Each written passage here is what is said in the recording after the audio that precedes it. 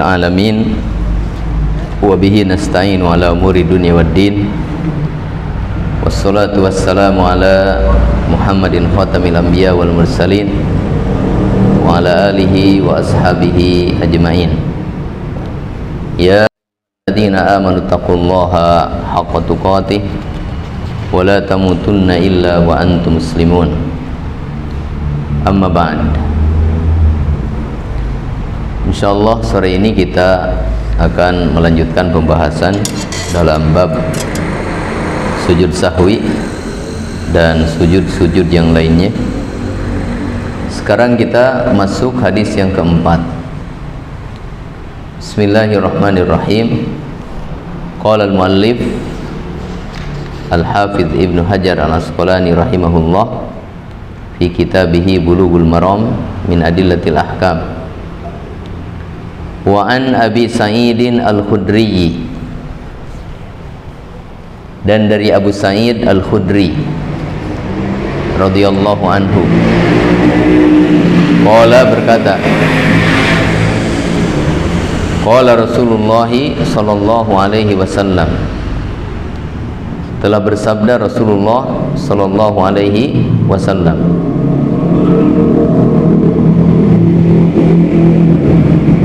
idza syakka, apabila ragu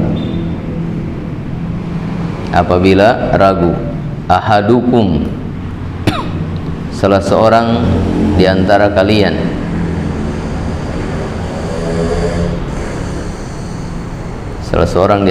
kalian, fi sholatihi, dalam sholatnya,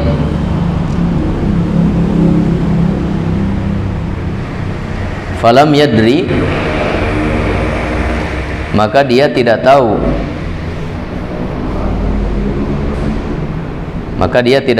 kam sholla, sudah berapa rakaat dia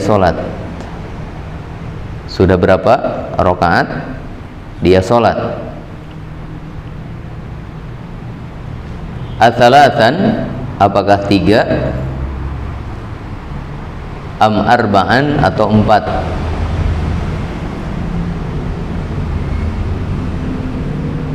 Falyatrah isyakka, maka hendaklah dia membuang asyakka, keraguan. Waliyabni ala mastaiqona, dan menetapkan ala mastaiqona, atas apa yang dia yakini, thumma yasjud, kemudian hendaklah dia sujud, sajdataini, 2 kali sujud, itu sujud sahwi.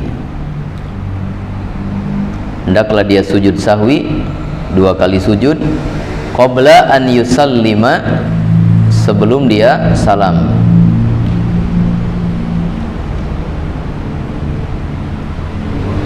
Fa in kana shalla khamsan, maka apabila dia sholat 5 rakaat, syafa'na lahu sholatahu,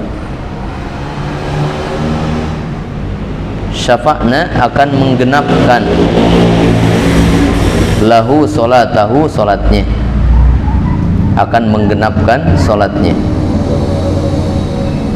wa in kana shalla tamaman, dan apabila dia sholat sempurna, kanata, maka 2 sujud sahwi,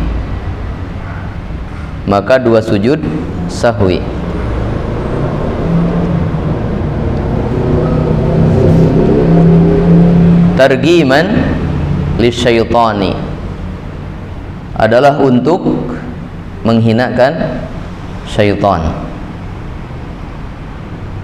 menghinakan atau mencelakakan syaitan. Rawahu Muslimun.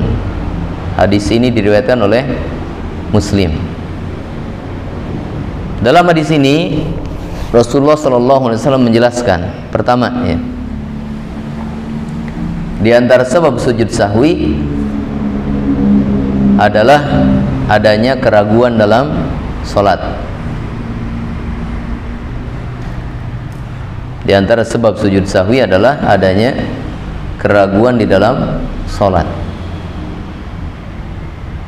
Jadi kalau ada orang merasa ragu dalam sholat, contohnya di sini dia sudah 3 rakaat atau sudah 4 rakaat,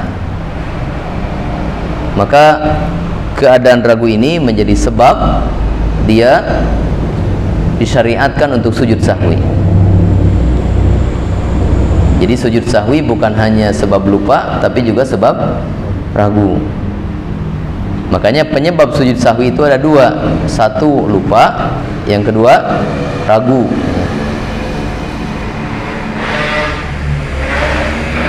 Jadi penyebab sujud sahwi itu ada 2. Yang pertama lupa, yang kedua ragu. Kemudian penjelasan atau pelajaran yang kedua ya,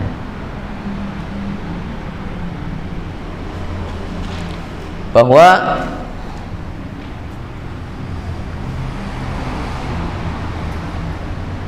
ya,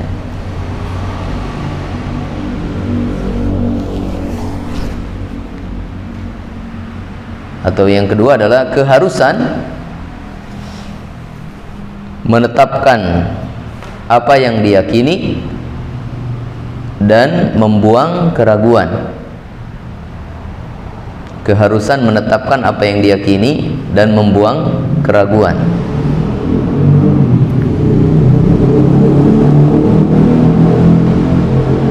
Ya. Bagaimana kita membedakan antara yakin dengan ragu? Sehingga yang yakin kita tetapkan dan yang ragu kita buang. Ada 2 hal yang menyebabkan kita yakin, sehingga di luar itu kita ragu. Yang pertama, ya,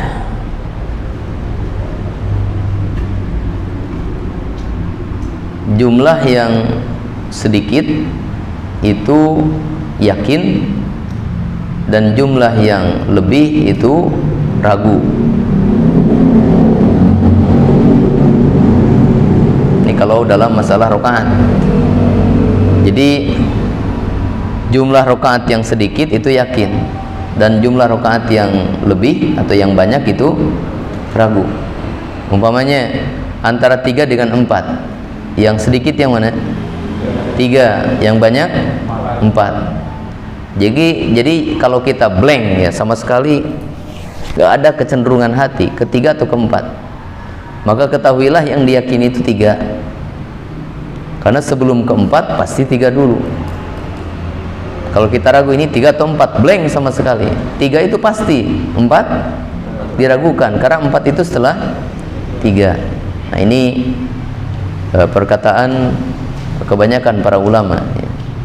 Sehingga dalam mazhab Syafi'iyah dan yang lainnya dikatakan kalau ragu, ambil jumlah yang sedikit dan tinggalkan yang banyaknya. Kemudian yang kedua, yang diyakini adalah apa yang hati kita merasa tenang di atasnya.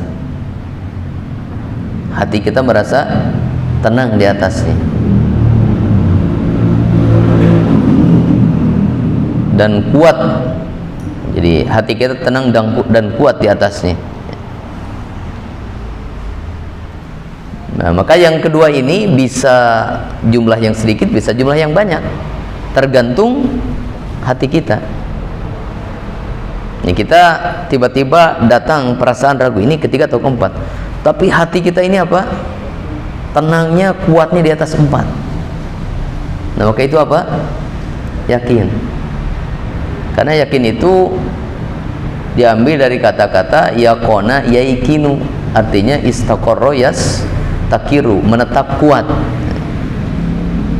Sehingga pengertian yakin itu adalah istiqrarul qalbi au itmi'nanuhu ala syai'in istinadan alal ilmi.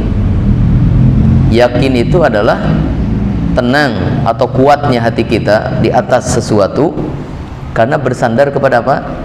Ilmu. Jadi enggak selamanya jumlah sedikit yang kemudian dijadikan jalan keluar yakin, enggak. Kalau hati kita memang yakin 4, ya maka yang 3 itu ditinggalkan. Ya. Jadi 2 cara untuk menentukan yakin. Yang pertama apa? Yang sedikit itu yakin, yang banyak itu ragu. Itu kalau hati kita sama sekali apa? Ya, tidak ada ketenangan kepada salah satunya. Yang kedua, kalau hati kita ada ketenangan dan kekuatan pada salah satunya, maka itu yang diyakini. Yang ngambang itu yang diragukan. Penjelasan atau pelajaran yang ketiga, bahwa sujud sahwi apabila dengan sebab ragu, bahwa sujud sahwi apabila dengan sebab ragu yang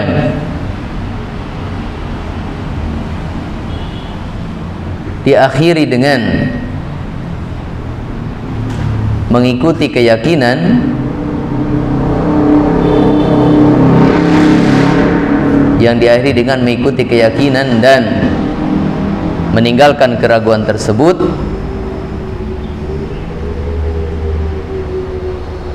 yang diakhiri dengan mengikuti keyakinan dan meninggalkan keraguan tersebut, maka yang lebih utama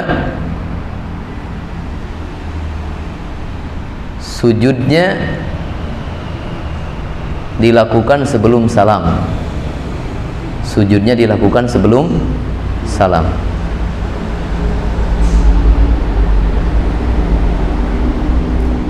Ya, jadi kalau ada ragu dalam hati, kemudian kita sudahi keraguan tersebut dengan mengikuti yakin dan meninggalkan ragu, maka sujud sahwinya itu afdolnya sebelum salam.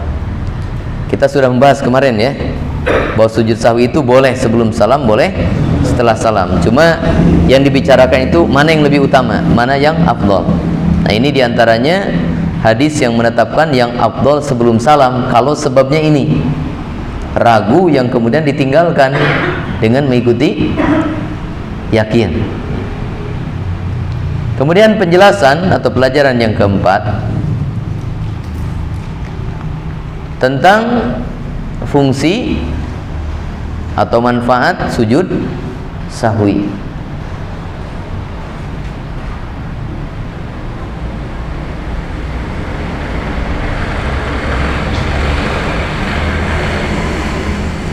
Di antaranya ya akan menyempurnakan apabila terjadi kelebihan dalam sholat, akan menyempurnakan apabila terjadi kelebihan dalam sholat. Dan untuk menghinakan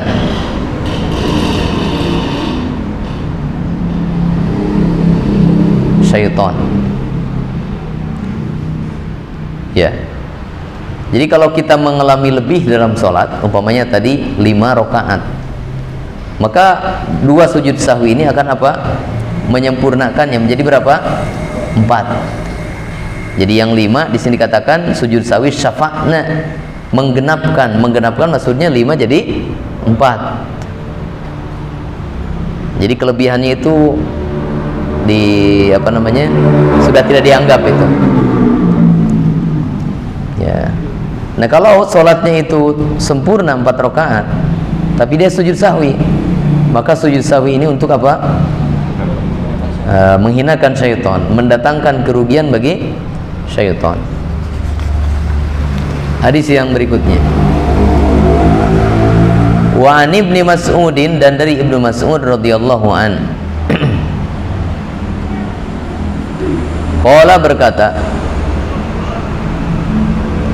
shalla Rasulullah sallallahu alaihi wasallam,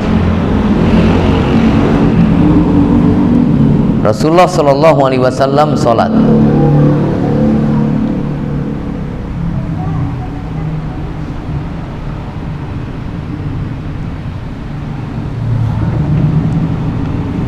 Falamma sallama, ketika beliau salam,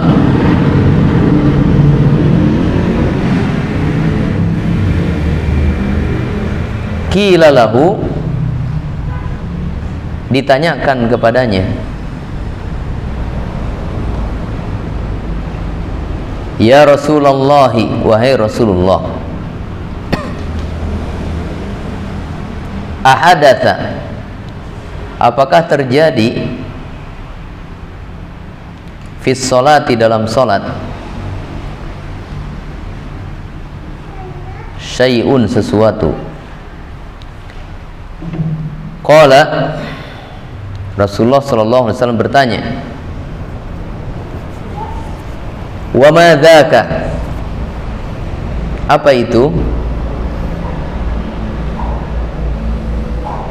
Qalu, mereka berkata,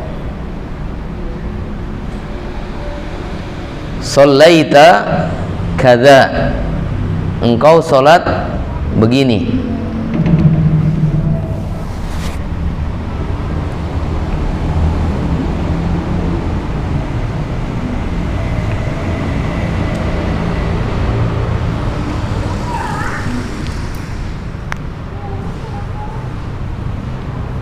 Qala,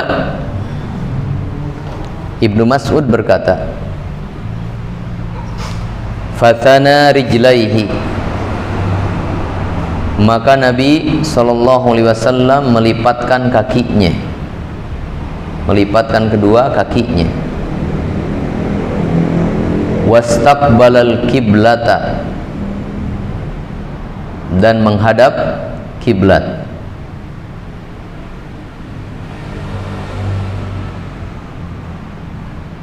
Fasajada sajdataini, fasajada sajdataini, lalu sujud sahwi 2 kali.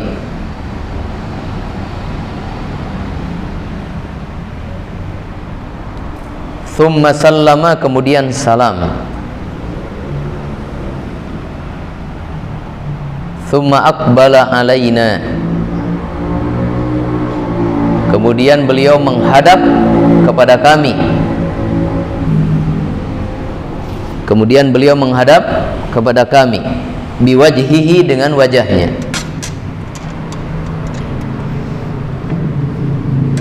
Faqala, lalu berkata, innahu, sesungguhnya, lau hadatha, seandainya terjadi, fis sholati, dalam sholat, syai'un, sesuatu, anba'tukum,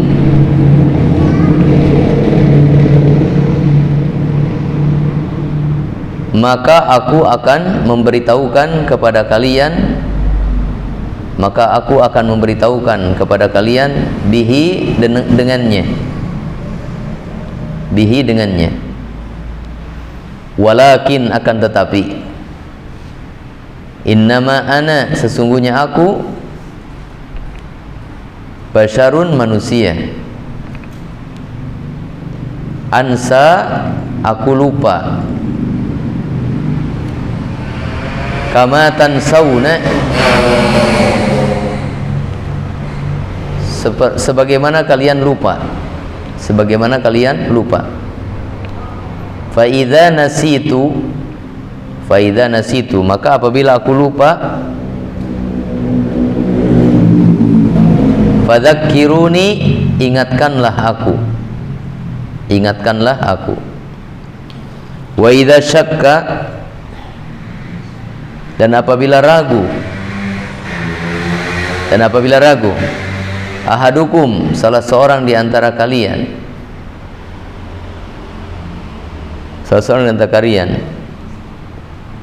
fi salatihi, dalam salatnya, falyataharra, maka hendaklah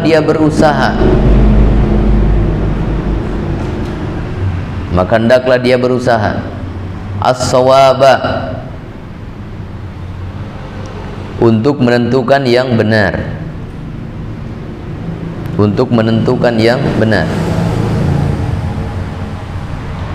falyutimma alaihi,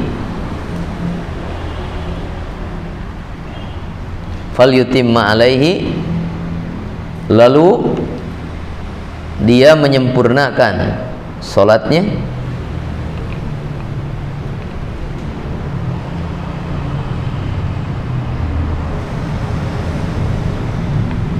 wa fi riwayatin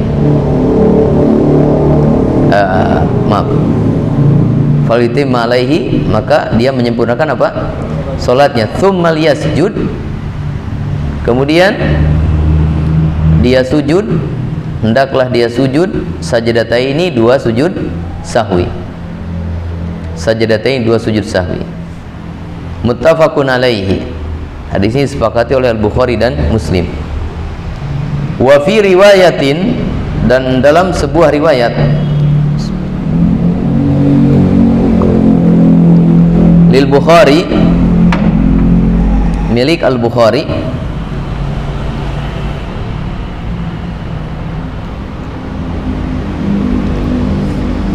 falyutimma, maka hendaklah dia menyempurnakan salatnya,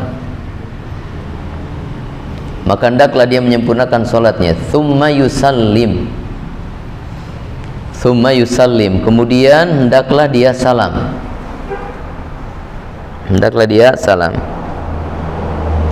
tsumma yasjud, kemudian hendaklah dia sujud.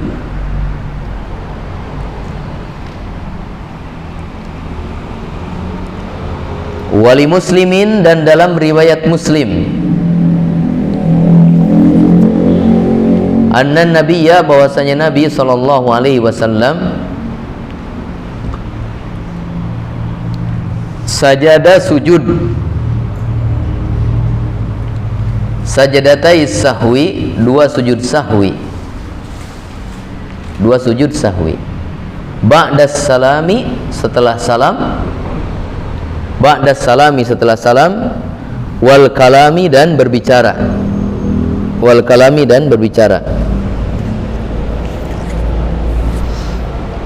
ya. Dalam hadis Ibnu Mas'ud ini terjadi sebuah kisah, ya, yang dialami oleh Nabi sallallahu alaihi wasallam, bahwa dalam sholat tersebut Nabi kelebihan rokaat.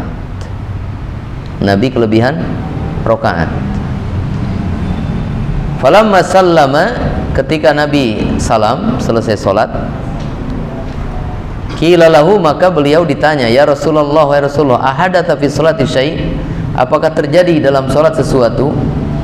Ya, para sahabat tidak kemudian menyalahkan Nabi, sebab di dalam atau di masa Nabi SAW yang namanya syariat bisa berubah. Salat yang asalnya 4 rakaat mungkin ditambah jadi 5 rakaat kalau di masa Nabi. Jadi kalau Nabi salatnya 5 rakaat, ya tidak langsung dikatakan Nabi salah atau lupa, sebab bisa jadi salatnya apa? Dirubah syariatnya menjadi ada tambahan rakaat yang kelima. Jadi di zaman Nabi SAW, apabila Nabi mengalami kekurangan atau kelebihan dalam sholat, para sahabat tidak langsung memberitahukan bahwa engkau salah, engkau lupa, enggak, tapi menanyakan dulu, khawatir memang itu terjadi perubahan. Karena di zaman Nabi perubahan syariat itu masih memungkinkan, wahyu masih turun. Lalu Nabi bertanya, memang ada apa? Wa madzaka, emang ada apa? Maka sahabat menjawab, sholaita kadza, engkau tadi sholatnya begini, lebih rakaatnya. Fatana rijlaihi, maka Nabi kemudian melipatkan kakinya. Artinya apa? Duduk. Nabi apa? Duduk. Ya tentu tidak menambah rakaatnya karena justru tadi kelebihan ya. Tapi dikurangi kan nggak bisa. Kalau kurang rakaat, tambah lagi 1 rakaat. Tapi ini kelebihan. Maka apa yang dilakukan oleh Nabi SAW? Beliau duduk dan menghadap kiblat, lalu sujud sahwi 2 kali sujud. Kemudian setelah sujud sahwi, Nabi salam. Kemudian Nabi SAW menghadap aqbala alaina biwajhi, menghadap kami dengan wajahnya. Beliau berbicara kepada para sahabatnya, menjelaskan tentang peristiwa tadi, bahwa seandainya lau hadatsa fi sholati syai', kalau terjadi sesuatu dalam salat, artinya salat ada perubahan, tambahan rakaat atau kurang rakaat, ambatukum bihi, maka Nabi akan memberitahukannya. Oh, salat tadi kita 5 rakaat karena sekarang salatnya jadi 5 rakaat. Nabi akan memberitahukannya. Jadi yang terjadi tadi bukan ada perubahan dalam syariat salat, bukan. Tapi apa yang terjadi? Nabi lupa. Sehingga beliau mengatakan, walakin innama ana basyarun ansa kama tansaun. Sungguhnya aku juga manusia seperti kalian, mengalami apa? Lupa. Fa idza nasitu fadzakiruni, maka apabila aku lupa, ingatkanlah aku. Wa idza syakka ahadukum fi sholatihi, nah ini sama dengan hadis tadi, cuma ini penyelesaiannya beda. Yang dalam hadis ini, idza syakka ahadukum fi sholatihi, kalau kita merasa ragu dalam sholat, ragu,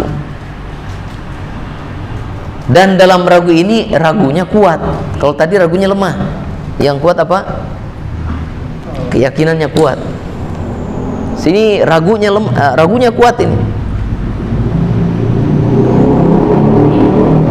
Falyataharras shawaba, maka hendaklah dia berusaha untuk menentukan yang benar.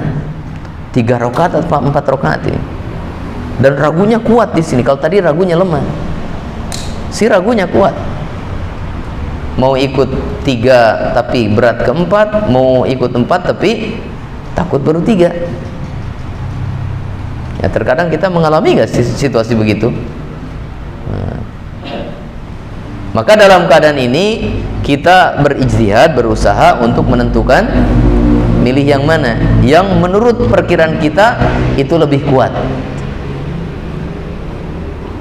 Di antaranya ya dalam situasi ini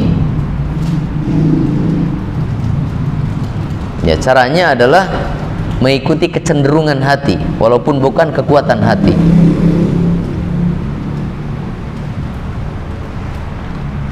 Yaitu dengan melihat atau mempertimbangkan apa? Gejala-gejala, ciri-ciri ya.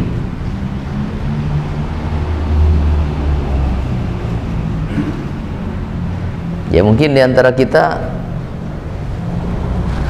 ya kalau ragu ini rakaat pertama atau kedua, itu biasanya ciri-cirinya rakaat kedua itu lebih pendek bacaannya dibandingkan dengan rakaat pertama. Oh, perasaan tadi agak pendek nih bacaannya, surat yang pendek tadi surat yang panjang. Nah, ini bisa menjadi apa? Modal ya untuk apa? Berusaha menentukan mana yang lebih benar, mana yang benar ya. Jadi di sini penyelesaiannya bukan dengan yakin, tapi dengan apa? Dengan ghalabatud dzan, dengan mengikuti sangkaan yang kuat, dengan mengikuti sangkaan yang kuat. Maka Nabi SAW kemudian mengatakan, kalau sudah menentukan dugaan yang kuat, maka hendaklah dia menyelesaikan sholatnya, kemudian sujud sahwi 2 kali. Apa yang dimaksud dengan menyelesaikan sholatnya? Maka dijelaskan dalam riwayat Bukhari yang berikutnya, ya. Hendaklah dia menyelesaikan sholatnya kemudian salam. Jadi tidak sujud dulu. Selesaikan sholat, tasyahud akhir selesai. Kemudian apa? Salam. Jadi menyelesaikan sholat di dalam hadis tadi maksudnya adalah sampai salam.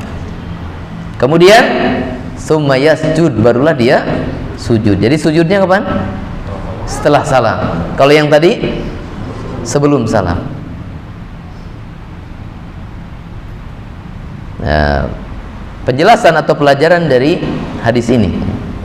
Yang pertama, ya,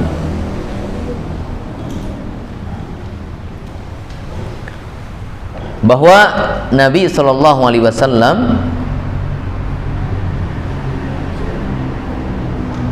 manusia dan mengalami lupa.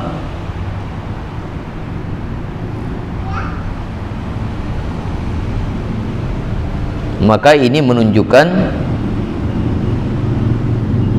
beliau tidak memiliki sifat ketuhanan, sehingga tidak berhak untuk diibadahi.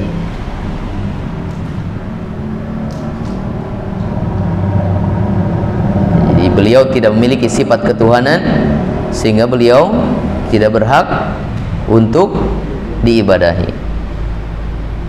Itu nyata dari perkataan beliau, innama ana basarun, aku ini manusia seperti kalian. Ansa, aku juga lupa. Maka manusia juga mengalami lupa, itu ya bukan sifat ketuhanan, sehingga Nabi tidak berhak diibadahi. Maka kita tidak boleh beribadah kepada Nabi SAW. Nabi bukan untuk diibadahi, tapi Nabi itu untuk diikuti dalam ibadah. Jadi yang dibalik. Yang benar, Nabi bukan untuk diibadahi, tapi untuk diikuti dalam beribadah.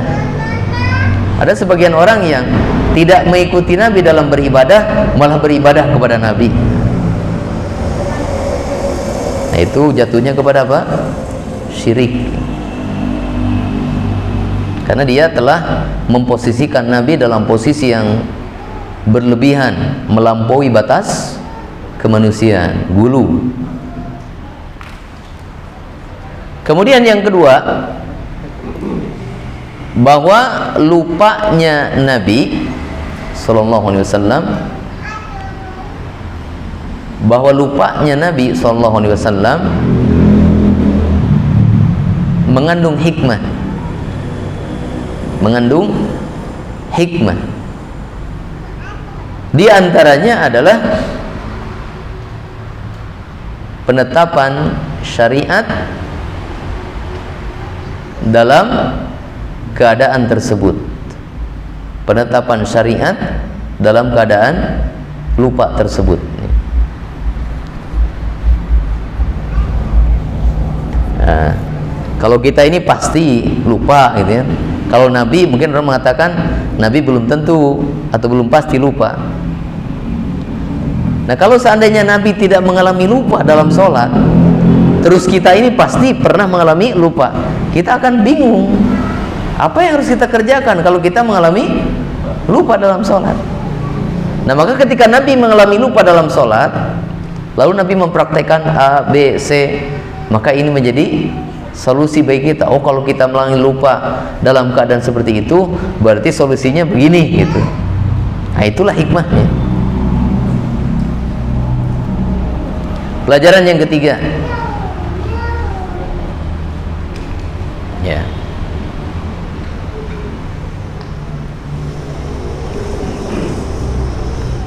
pelajaran yang ketiga, bahwa apabila kelebihan rakaat dalam sholat, bahwa apabila kelebihan rakaat dalam sholat dengan sebab lupa, dengan sebab lupa.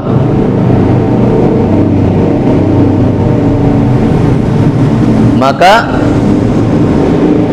yang lebih utama sujud sahwinya setelah salam. Yang lebih utama sujud sahwinya setelah salam. Dan tentu setelah salam ya, kan dia sudah salam. Maaf ya, nggak usah pakai lebih utama ya. Maka sujud sahwinya setelah salam. Maaf, karena kan sholatnya sudah selesai. Dan tidak mungkin mengulang sholat, tinggal sujud aja langsung. Maaf ya. Bahwa apabila mengalami apa? Kelebihan rakaat dalam sholat, maka sujud sahwinya setelah salam. Tapi begini, bisa juga kita, bisa ya. Kalau ini mah ceritanya Nabi udah selesai sholat kan. Nah ini mah mungkin kita belum selesai sholat. Umpamanya imam itu. Ya. Ya, jadi kalau sudah selesai sholat, tinggal sujud sahwi langsung.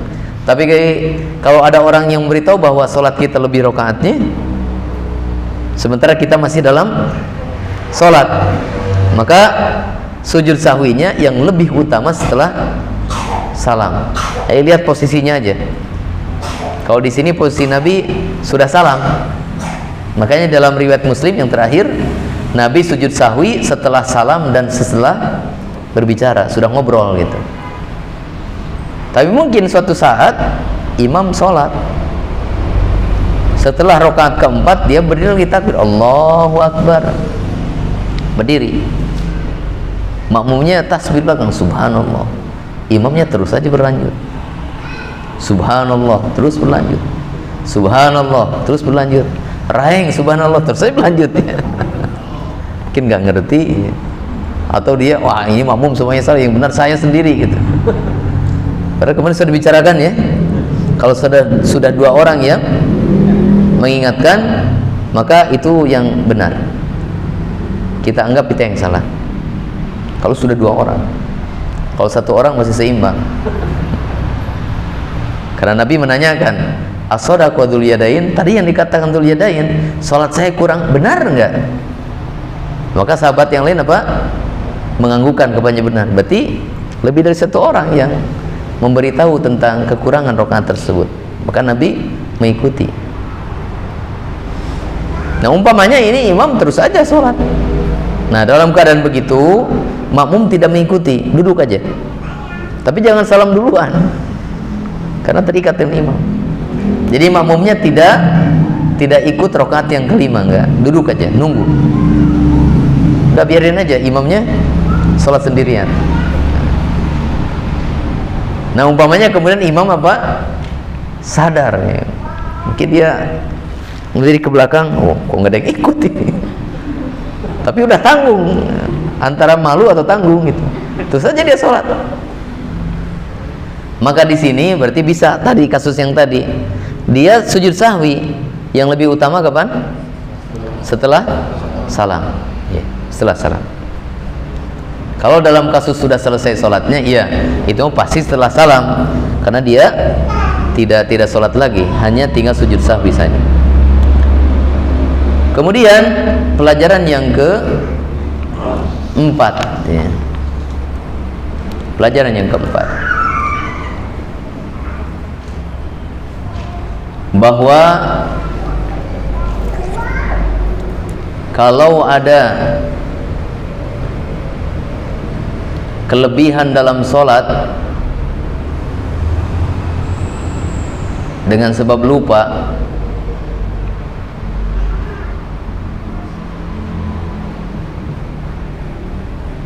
lalu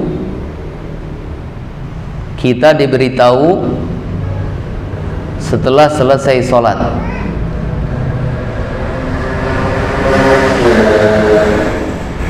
lalu kita diberitahu setelah selesai sholat, maka kita langsung melakukan sujud sahwi. Maka kita langsung melakukan sujud sahwi dengan menghadap ke kiblat. Dengan menghadap ke kiblat.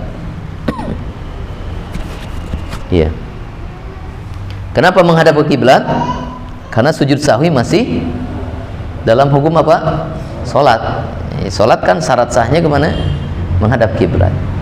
Beda dengan sujud syukur atau sujud tilawah, itu bukan salat. Kecuali sujud tilawahnya dalam salat, maka dia terkena hukum salat. Kalau sujud sahwi itu pasti mau dalam salat, di luar salat pasti terkena hukum salat. Makanya sini katakan fatana rijlai wastaqbalal qiblah, maka Nabi melipatkan kakinya, artinya duduk, dan Nabi menghadap kiblat. Dan Imam Muslim menceritakan bahwa dua sujud sahwi yang dilakukan oleh Nabi tersebut ba'das salam, setelah Nabi salam, wal kalam, dan setelah Nabi berbicara. Kemudian pelajaran yang kelima,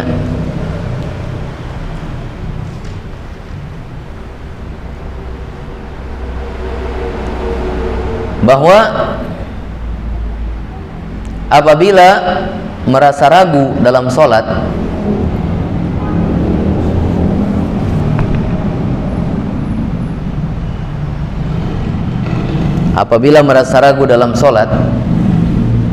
kemudian diselesaikan dengan mengikuti dugaan kuat.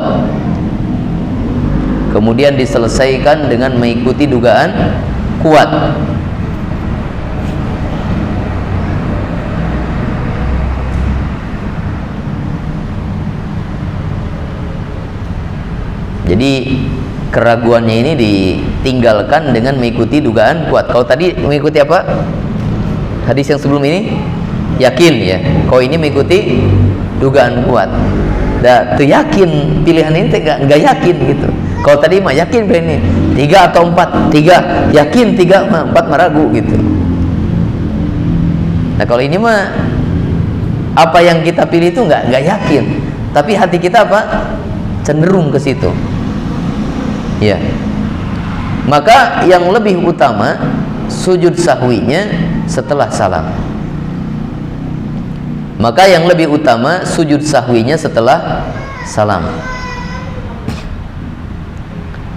Dalam riwayat Bukhari dikatakan fal yutimma tsumma yusallim.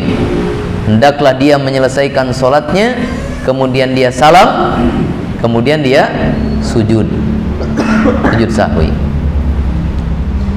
Paham ini? Jadi dalam keadaan atau dengan sebab ragu, yang lebih utama sujud sahwi ada 2 macam ya. Kalau ragunya diselesaikan dengan yakin, sujud sahwi utamanya kapan? Sebelum salam.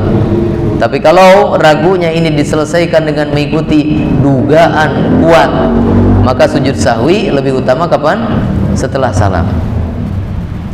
Kemudian pelajaran yang terakhir,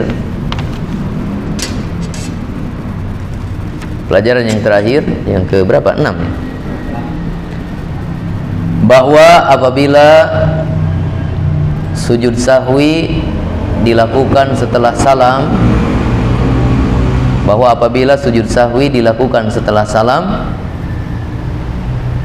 maka dia salam kembali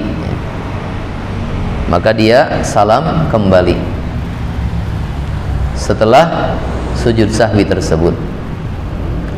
Bahwa apabila sujud sahwi dilakukan setelah salam, maka dia salam kembali setelah sujud sahwi tersebut. Berarti salamnya berapa kali? 2 kali. Tadi salam selesai tasyahud, kemudian dia sujud sahwi 2 kali. Setelah selesai sujud sahwi 2 kali, kemudian dia salam lagi.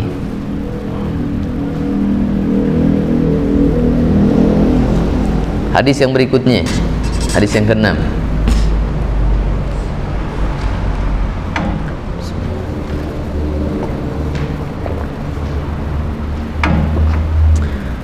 Wali Ahmad, dan dalam riwayat Ahmad,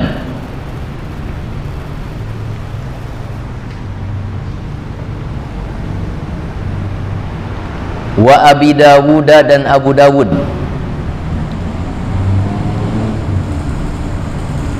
wan Nasa'i, dan An-Nasa'i,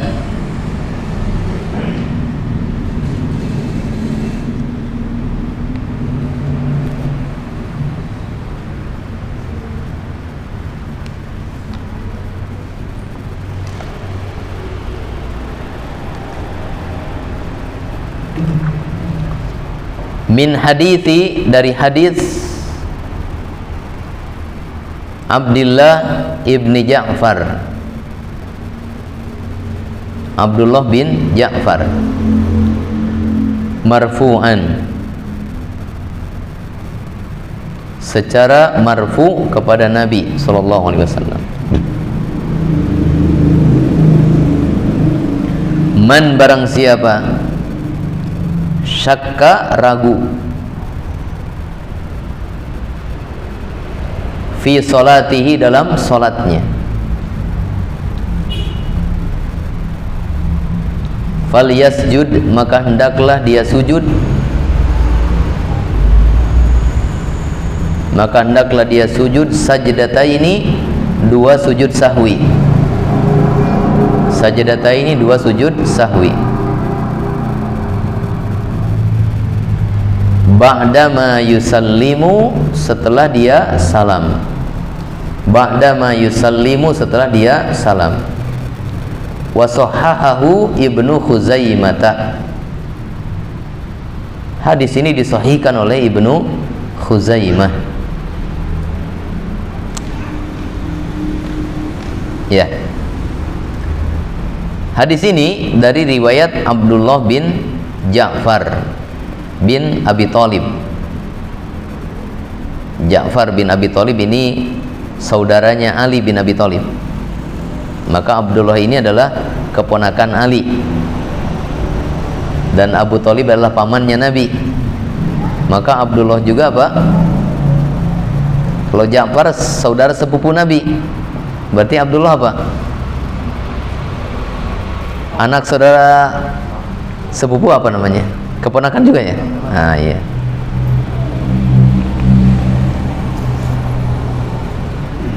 Man syakka fi sholatihi, barang siapa yang ragu dalam sholat, mengalami ragu dalam sholat. Di sini umum, mau ragu diselesaikan dengan yakin atau mau ragu diselesaikan dengan apa? Dugaan kuat. Maka dia dianjurkan untuk sujud sahwi. Kapan sujud sahwinya? Dikatakan di sini setelah salam. Setelah salam. Ya, hadis ini dalam sanadnya ada kelemahan.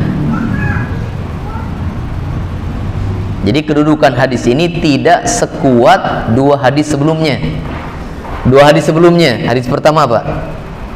Ragu, selesaikan dengan yakin. Maka hendaklah, atau yang utama, sujud sahwinya kapan? Sebelum salam. Berarti beda dengan hadis ini ya? Beda nggak? Karena hadis ini mengatakan sujudnya setelah salam. Kemudian hadis yang kedua sebelum ini, ragu diselesaikan dengan mengikuti dugaan kuat. Maka yang lebih utama sujudnya kapan?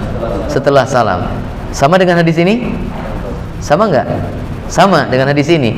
Hadis ini mengatakan sujud sahwinya setelah salam. Nah, maka hadis ini ya, pertama kedudukan hadisnya ini ada kelemahan, walaupun sebagian ulama mengatakan ya isinya didukung oleh hadis lain. Tetapi dibandingkan dengan dua hadis sebelumnya, maka dua hadis sebelumnya lebih kuat. Sehingga apabila kita menerima hadis ini, maka hadis ini tidak bertentangan dengan dua hadis sebelumnya, bahwa ada yang dianjurkan sujud sahwinya sebelum salam gara-gara ragu, ada juga yang dianjurkan sujud sahwinya setelah salam, sama gara-gara ragu. Ya, hanya saja kalau kita mau sujud sahwinya setelah salam semua, maka itu juga apa? Tidak apa-apa. Ini sudah kita bahas ya, bahwa yang namanya sujud sahwi boleh sebelum salam, boleh setelah salam, boleh. Mana-mana sah ya. Cuma yang dibicarakan apa? Yang lebih utama. Ya, kita lanjut ke hadis berikutnya.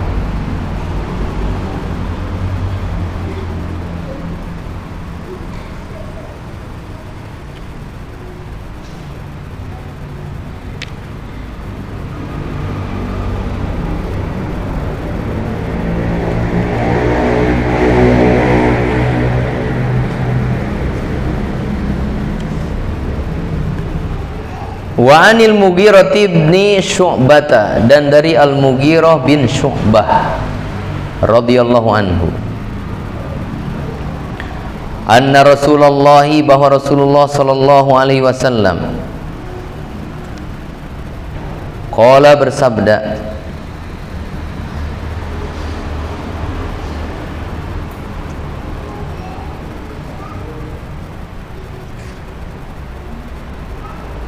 idza syakka ahadukum,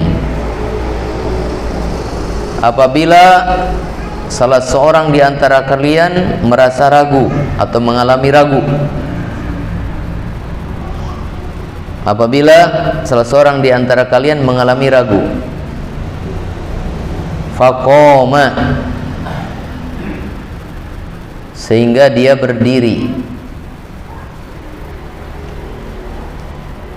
fir rakaataini, setelah 2 rakaat,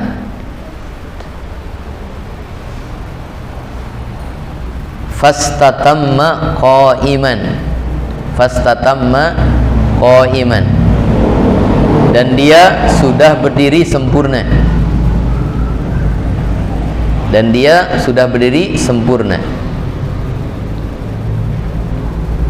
falyamdi, maka teruskanlah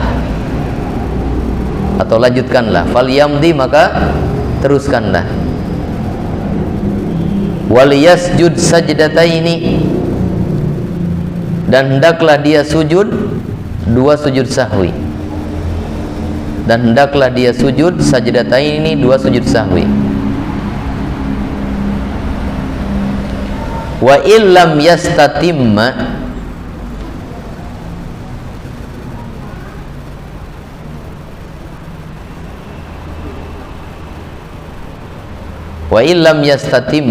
dan apabila dia belum sempurna,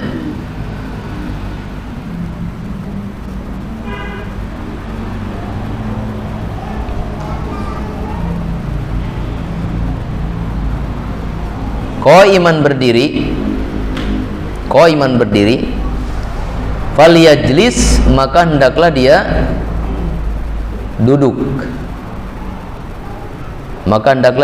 duduk, yaitu tasyahud awal, wala sahwa alaihi, dan tidak ada sujud sahwi atasnya,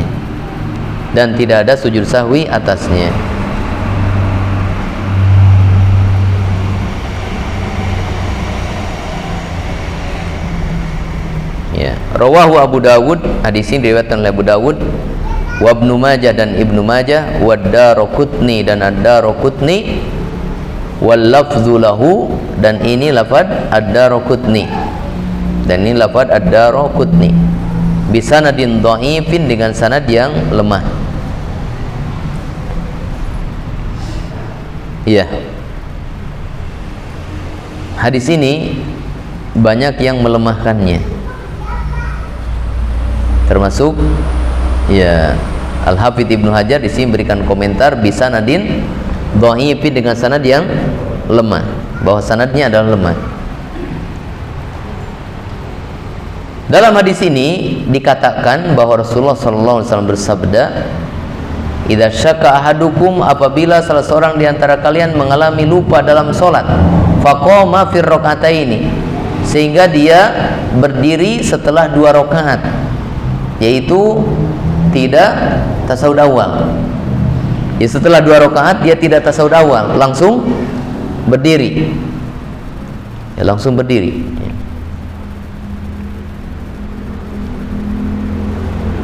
Fastatamma qa'iman, dan dia sudah sempurna berdiri, kemudian ingat. Setelah sempurna berdiri, kemudian dia apa? Ingat, falyamdi, maka teruskan. Jadi tidak perlu untuk apa? Kembali lagi ke tasawuf awal.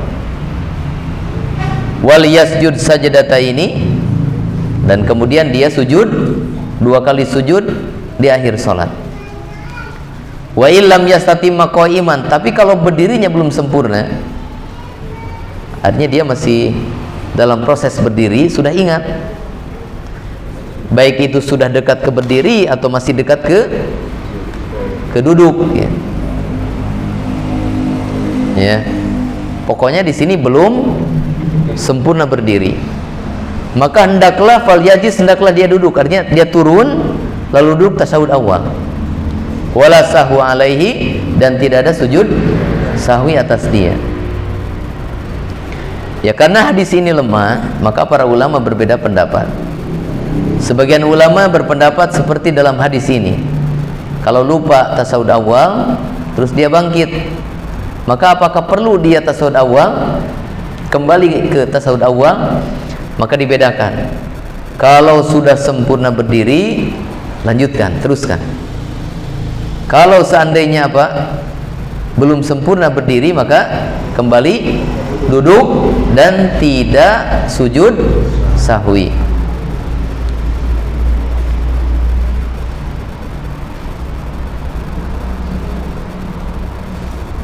Ya.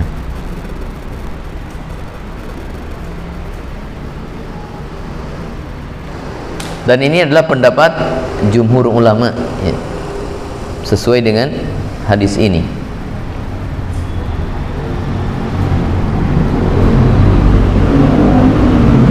Ya, jadi pelajaran dari hadis ini ya,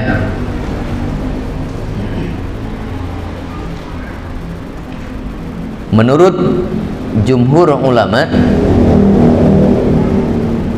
apabila lupa tasyahud awal,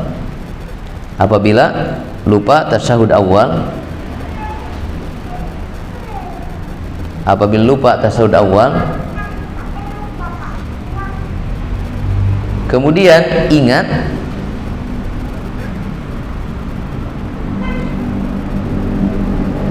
ketika bangkit berdiri,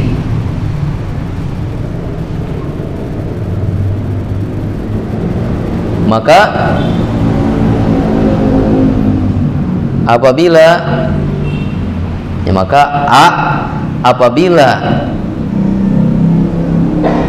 ingatnya setelah sempurna berdiri,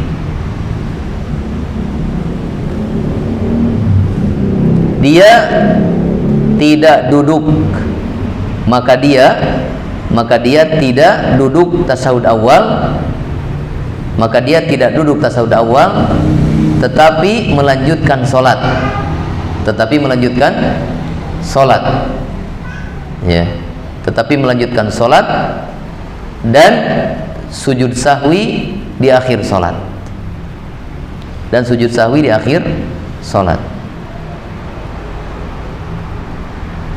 Paham ya ini? Jadi ingatnya setelah tegap berdiri, maka teruskan saja sholatnya, tidak usah turun duduk untuk tasyahud awal, lanjutkan, tapi nanti sujud sahwi. B, dan apabila ingatnya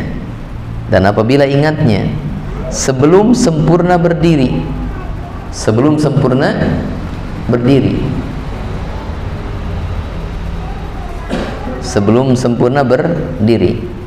maka hendaklah dia kembali duduk untuk tasyahud awal.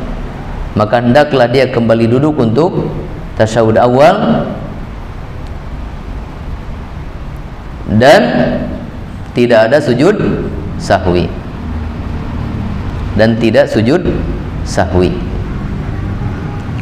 Titik. Ini menurut dohir hadis ini, dan ini adalah dikatakan dalam syarah di sini, wa alaihi dzakaru katsirum minal fuqaha, dan ini disebutkan oleh banyak para fuqaha, wa minhum fuqahaul hanabilah ya.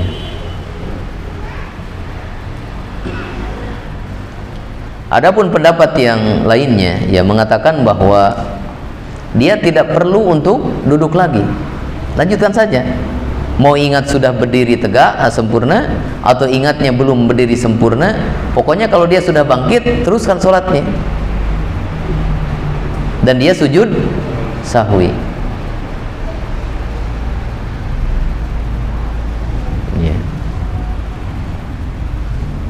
yaitu ada perbedaan pendapat ya. Tapi kebanyakan ulama seperti pendapat yang tadi disampaikan. Sudah jam 5 ya Pak Yuri ya. Kita baru membahas 5 hadis ya.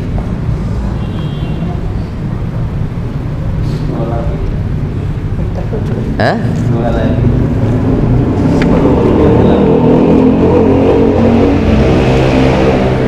Dua lagi ya. 2 3 4 5 6 7 8 9 ya, ini bab satu bab ini masih banyak ini. Ya belasan hadis lagi selesai bab ini ya. Sujud sahwinya 2 hadis lagi. Ada pertanyaan? Ada Ustaz. Nah, harusnya. Waktu 2 minggu kemarin kebenaran kayaknya imamnya kayak sholat asar, imamnya 4 hari 3 rakaat. Qadarullah semua makmumnya gak ada yang mengingatkan dan selesai juga. Takut salah. Tapi pas setelah salam saya tahu bahwa itu 3 rakaat. Terus saya kasih tahu bahwa harusnya 1 rakaat lagi terus Sisawi. Tapi kata imamnya orang sholat dewa aja, jadi ganti pertama kembali ke kita sebagai makmum gimana saat ikut lagi? Jadi 7 rakaat ya. Ya. Udah dikasih tahu juga. Ya mungkin imamnya belum paham ya. Nah, iya. Ikut imam kalau itu. Ya kalau imamnya nyuruh diulang lagi ya. Ya karena dalam berjamaah ini kita sudah sholat terus masuk masjid, imam baru sholat. Kita sholat, misalkan tadi saya sholat di rumah tadi ya, datang ke sini ternyata di sini baru sholat asar. Saya sudah tadi di rumah misalkan, ya ikut sholat aja, sunnah itu. Ya, cuma jelaskan kepada imam bahwa yang benar tinggal nambah 1 rakaat. Nih Bulughul Maromnya gitu. Dan ya kebanyakan ulama mengatakan begitu, termasuk Syafi'iyah juga sama. Tapi mungkin belum paham itu ya.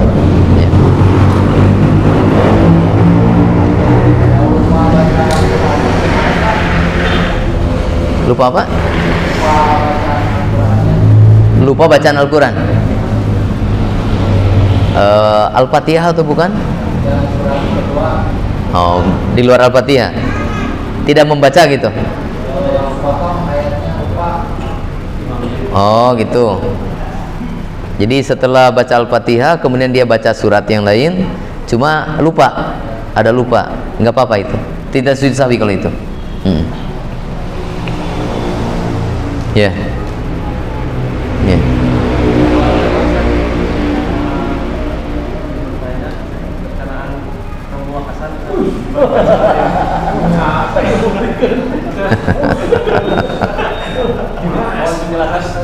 Ya, nggak ada pokoknya itu. Dan itu termasuk apa? Ya, akidah jahiliyah yang Nabi mengatakan la sofaro wala tiarota wala hamata ya.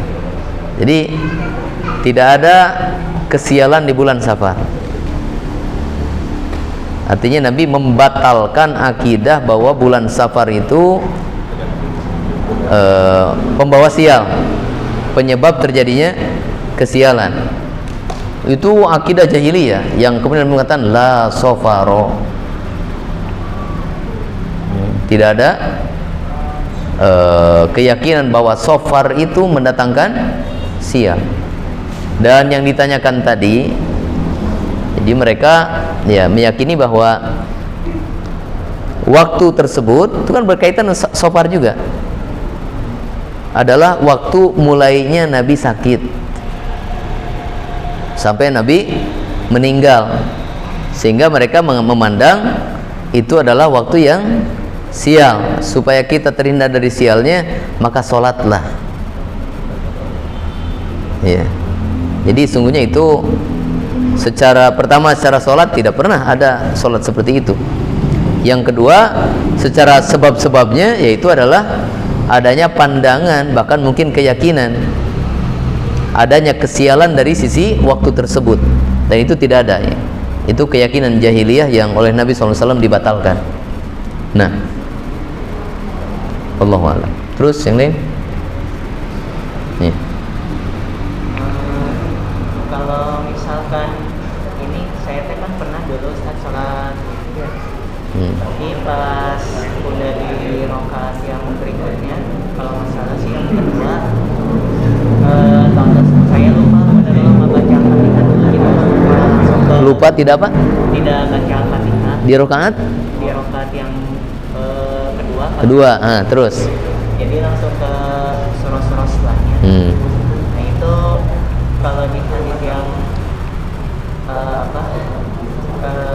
sholat kalimat lam yang Fatihah kan berarti benar-benar nggak sah sholatnya. Yeah. Cuman kalau ini karena lupa di rakaat yang itu aja, apakah harus membatalkan sholat lagi gitu ulang dari awal, atau cukup nambah satu rakaat yang nggak ada Fatihahnya tadi? Ingatnya kapan? Ingatnya pas udah baca surat setelah Fatihahnya gitu. Jadi masih di rakaat itu. Di rakaat kedua, setelah takbir intikal langsung baca surat, nggak baca Al-Fatihah dulu. Nah, ketika membaca surat dia ingat belum baca Al-Fatihah. Ini nggak terlalu sulit, tinggal dibaca Al-Fatihahnya. Iya, tinggal dibaca Al-Fatihahnya. Setelah itu dibaca lagi suratnya. Nah, jadi ini tidak perlu istidrok, artinya mengadakan kembali rukun yang terlewat, karena ini kalau rukun bacaan itu berkaitan dengan tempatnya, dan ini lupa kemudian ingat masih di tempatnya. Beda kalau lupa kemudian ingat tapi sudah bukan di tempatnya. Misalkan lupa baca Al-Fatihah, ingat-ingat ketika ruku gitu, ingat-ingat ketika sujud misalkan. Nah kalau itu mah iya ada konsekuensi. Sujud sahwinya iya, kemudian dia balik lagi ke berdiri untuk baca surat Al-Fatihah kalau belum masuk rakaat berikutnya. Tapi kalau sudah masuk rakaat berikutnya, maka rakaat berikutnya dijadikan pengganti rakaat yang tadi, sehingga nanti nambah. Tapi kalau lupa baca Al-Fatihah dan ingatnya masih berdiri di situ sebelum ruku, tinggal baca Al-Fatihah, kemudian baca lagi apa? Suratnya. Dan tidak ada sujud sahwi. Ya, karena dia masih ada pada rukun yang sama. Ya, Allahu a'lam. Yang lain? Ya. Kalau misalkan dalam sholat sunat, misalkan saya itu sholat 2 rakaat, nah tapi saat rakaat kedua saya mau berdiri lagi gitu. Terus saya teruskan sampai 4 rakaat, apakah itu sholatnya sah? Oh iya. Jadi mestinya 2 rakaat gitu ya. Tapi setelah 2 rakaat lupa malah menyambung. Tapi tasawuf tadi enggak? Langsung aja nyambung. Ingatnya kapan? Ingatnya setelah berdiri. Berdiri di mana? Setelah berdiri rakaat ketiga. Ingatnya setelah berdiri rakaat ketiga. Maka caranya langsung duduk tasawuf akhir. Kemudian apa? Salam, sujud sahwi, salam. Karena ini kelebihan bentuknya. Kalau kelebihan, sujud sahwinya setelah salam. Itu yang utamanya. Jadi tidak dilanjutkan rakaat ketiganya, langsung turun duduk. Karena sholat sunnah, ya sholat sunnah baik malam maupun siang itu asalnya dua rakaat. Ya. Ya. Sholat apa? Subuh. Makanya kan ada yang pakai kunut. Iya. Nah terus dia lupa nggak pakai kunut. Pas dia sholat sujud sahwi. Iya. Apakah saya sebagai makmum ikut sujud sahwi apa dia belajar? Iya ikut. Karena terikat dengan imam. Ya. Kalau imamnya lupa kunut subuh kemudian dia sujud sahwi, sementara kita berpendapat tidak ada kunut subuh, maka kita tetap sujud sahwi karena terikat oleh imam. Tidak kemudian bikin rumus yang lupakan imam, saya mah enggak. Enggak. Ya, masalahnya kita terikat. Yang namanya terikat ya terus aja ke bawah-bawah. Ustaz, di luar tema tadi. Ya. Kita berjamaah ya. Anak kecil. Setelah sholat berlangsung, anak kecil itu keluar. Jadi posisi itu sebenarnya kosong. Itu yang pindah mengisi kosong itu kita yang pinggir ke sini atau yang dari belakang ke depan? Yang belakang ke depan. Ya. Yang belakang ke depan. Sebab kalau yang pinggir tidak akan selesai. Kalau yang yang belakangnya ya belum paham terus itu kosong. Kita berada di mana? Kita di pinggir sebelah. Nah, nanti kalau kita geser yang samping belum tuh paham juga. Jadi kosongnya nggak selesai. Jadi biarin. Malah nanti jadi banyak ya. Yo ngentep ke dia. Jadi biarin aja. Kalau kayak misalnya kayak gitu, di posisinya belum pada paham gitu. Iya, iya. Kalau bisa ditarik yang belakang ke depan. Kalau dia tidak marah. Kalau marah biarkan aja.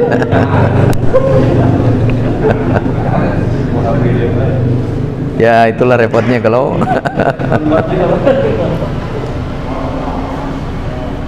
bukan, terkadang kan kasusnya kita mendekat dia menjauh.